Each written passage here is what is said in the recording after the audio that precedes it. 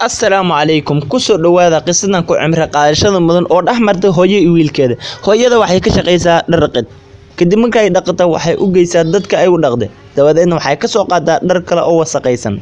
Kadib way u dhaqan jirtay. Sidaas ayayna lacag ku heli jirtay. Dhibkaas dhan hooyada waxay u mari jirtay wiil yar oo dhashay. Marka ay timaado guriga, wiilkeeda waxay siin jirtay cunno. Kadib waxay ku oran jirtay ma ku kordhiyaa cunnada. Kadib waxuu ku oran jiray haa. Kadib waxay aadi jirtay shaqada.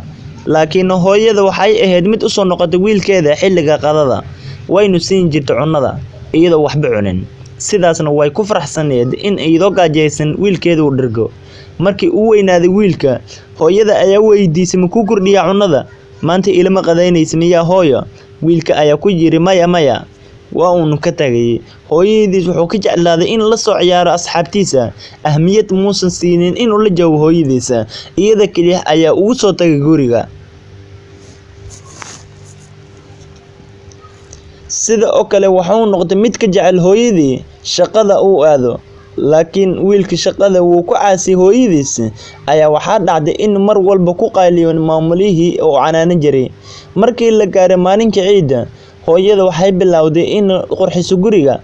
Kadib waxay wacday wiilka waxay ku tiri ma ii imaado hooyo si aan farxadda ciida kula farxo hooyo. Wiilka ayaa ku yiri maya hooyo kuma imaan karo. Waxaan ku jiraa mashquul. Hooyada iyadoo murugaysan hadalkii waxay ku tiri hay hooyo. Mid ka mid saaxiibadiisa oo isla shaqayn jireen ayaa ku yiri maanta waxaan aadayaa hooyaday si aan ula qayb qaato farxadda ciida. Kadib wiilka ayaa soo xasuustay sida ay hooyadiis u xanaaneyn jirtay iyo in mar walba ay ugu soo tagi jirtay shaqada si ay cunno u siiso asaga.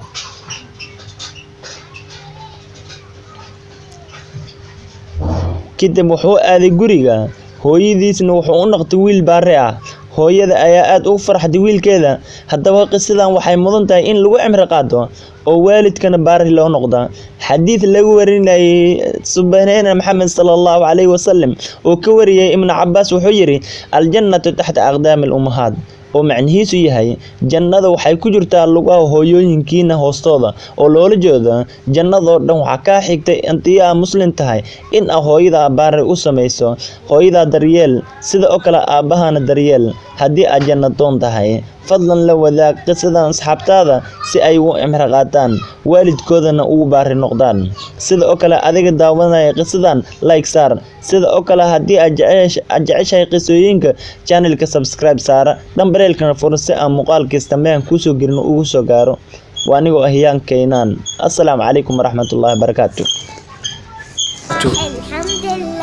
الحمد لله على الأحزان الحمد لله تزيد فرح الحمد لله تذيب ترح الحمد لله تزيد فرح الحمد لله تذيب ترح الحمد لله على الأفراح الحمد لله على الأحزان الحمد لله تزيد فرح تزيد فرح